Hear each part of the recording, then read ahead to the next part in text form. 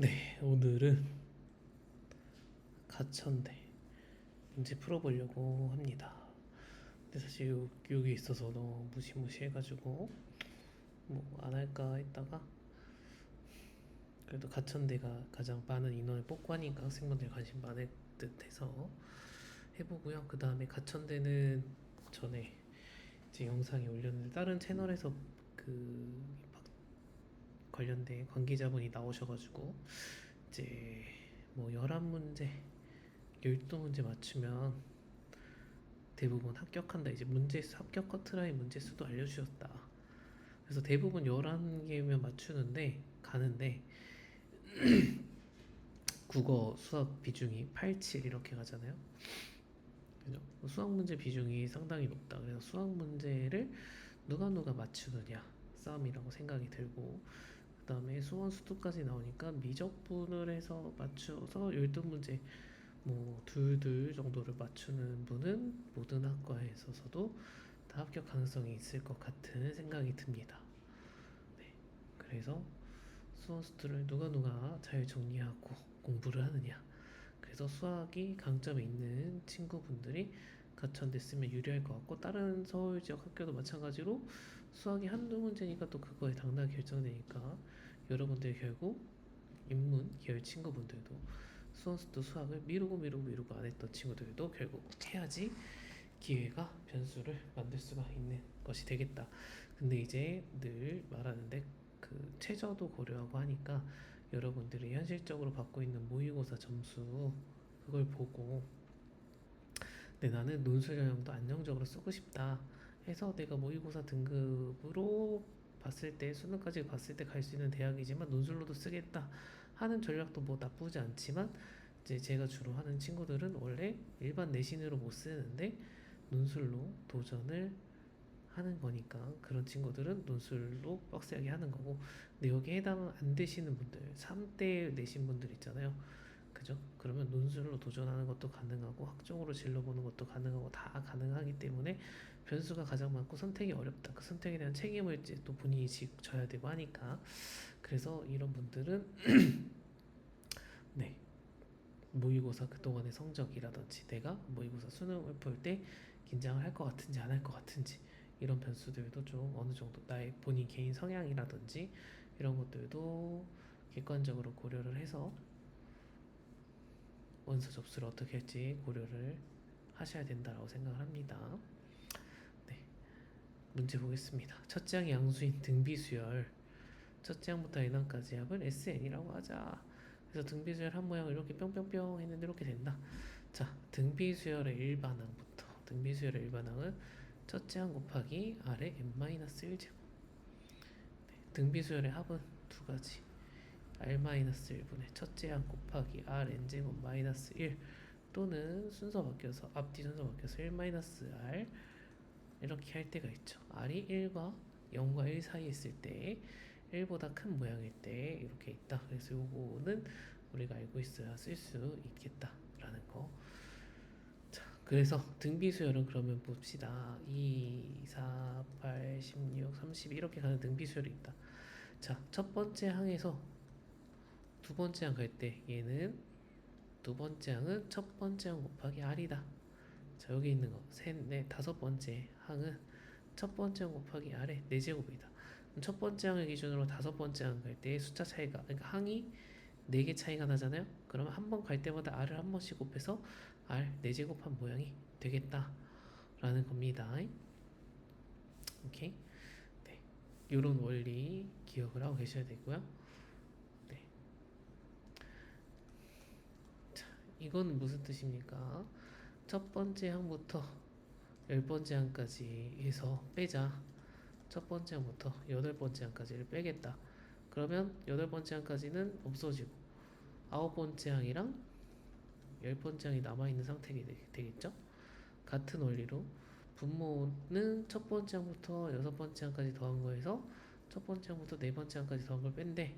그럼 4개까지는 없어지고 다섯 번째 항, 여섯 번째 항이 남아있다라는 뜻이겠다.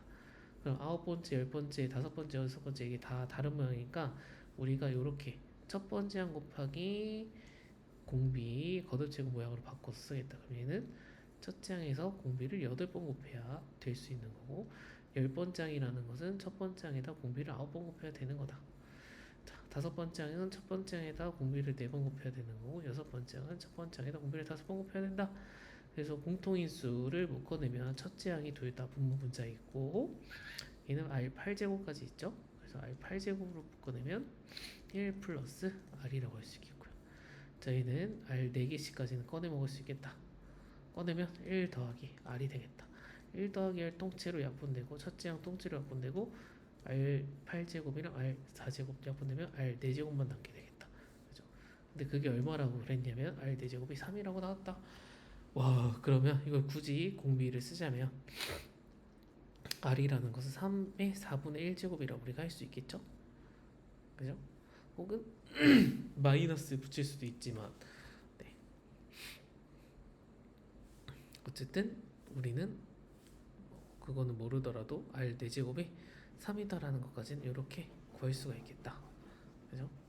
이걸 구해놓은 상태에서 이제 답을 구할 수 있는지 접근을 해보자. 여기 있는 애를 갖다 써보면 세 번째 항에서 S2까지를 뺀대요. 그러면 저희는 첫 번째, 두 번째, 세 번째, 첫 번째, 두 번째 빼면은 세 번째 항만 사실 남는 거고 이걸 제곱했는데 75라는 거죠.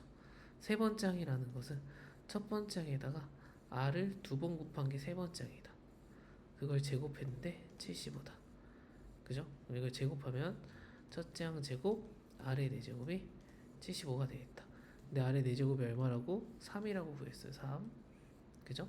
그럼 3 곱하기 A1의 제곱이 75면 3으로 약분해주면 첫째 항의 제곱은 25가 되겠다. 그럼 첫째 항은 플러스 마이너스 5인데 첫째 항이 양수라고 했으니까 우리는 첫째 항이 플러스 5라고 쓸 수 있겠다.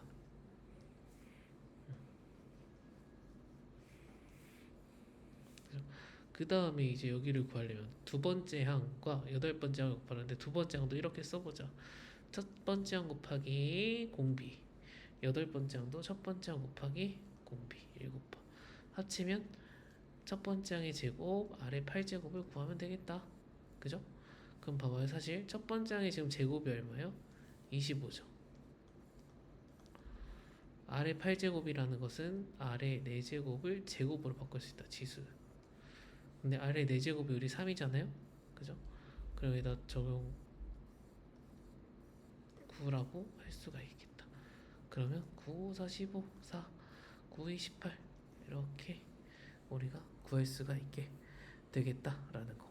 그래서 지금 여기 문제 수열 파트 문제 보면은 수열 문제에서는 계속 이제 국민대랑 비교를 이제 얘기를 하는데 국민대 거는 수학 문제 2개 중에서 하나 있는데 공통 수학 부분에 나와서 이전에 우리가 배웠던 중학교 때 배웠던 뭐 다양한 도형들의 넓이, 부피 이런 것들도 혹시 까먹었다면은 네, 되새김질 해야 되는 부분이 필요하다 생각됐는데 수원수투 중심으로 나오는 것들의 문제에서는 과거의 그런 도형 파트에서 나왔던 문제들까지 꺼내서 내는 문제들은 별로 없는 것 같더라.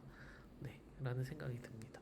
그래서 우리가 수원수투에서 했었던 범위 내에서 하면 되고 그 다음에 또 EBS를 다 기반으로 해서 문제를 출제해 주시니까 우리가 스스로 볼 수 있는 자료 그리고 스스로 학습할 수 있는 인강 자료 무수히 많이 준비되어 있다. 그렇죠? 여러분들이 충분히 풀어보고 네, 준비를 하실 수 있는 영역이라고 생각이 듭니다. 그래서 이제 시험 끝났는데 놀지 말고 수원수투 네, 수원수투는 사실 뭐 수능을 보든 논술을 보든 더는 미루지 말고 해야 되는 시기라고 생각이 들고 그 다음에 학교마다 이 논술 시험도 수능 전에 보느냐 후에 보느냐 곧 보느냐 이런 학교들이 다르기 때문에 일정도 꼭 확인을 해서 나의 준비 정도에 따라서 시험을 봐야 되겠다. 그 다음에 일정뿐만 아니라 아까 얘기했듯이 각 학교마다 총 문제 개수 중에서 몇 문제를 맞추면 대부분 합격을 하는가 특정 학과만 평균이 높은가 아니면 전체적으로 평균이 높고 낮음이 있는가 이런 것들도 보셔서 내가 이제 어디 학교 어떤 학교를 쓰는 게 괜찮겠구나 이런 전략도 짜셔야 되고 그래서 할 일이 엄청 많은 지금 시즌이기 때문에 담임 선생님 학원의 상담만을 기다릴 게 아니라 여러분들이 학교 정보를 열심히 찾아보면서 부모님과 함께 의논하면서 하셔야 된다. 본인이 자료 찾아볼 자신이 없다. 난 수원수도 공부하기만 해도 바쁘다. 그러면 이제 부모님들께 찾아보고 공부해 주실 것을 요청드려서 부모님이 파악해 주신 정보를 토대로 상담을 하고 진행을 하시면 좋을 것 같다라고 생각이 듭니다.